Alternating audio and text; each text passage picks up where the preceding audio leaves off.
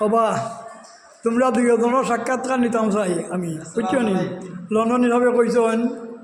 ও যে কাসন মিস্ত্রির লগে যে আরও দুইজন আইসন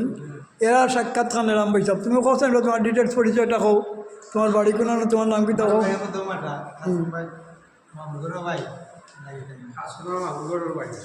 কাসন মিয়ার মামুরগড়ের ভাই তোমার নাম কি তা মাসুম মাসুম আচ্ছা তো বলো আচ্ছা আলহামদুলিল্লাহ তো আবার তোমার নাম কি তাবা ওই খালারগড়ের ভাই তোমার নাম কি তা রিয়াদ তো উতা কাম করো তোমরা টাইলসের কাম করো আচ্ছা আলহামদুলিল্লাহ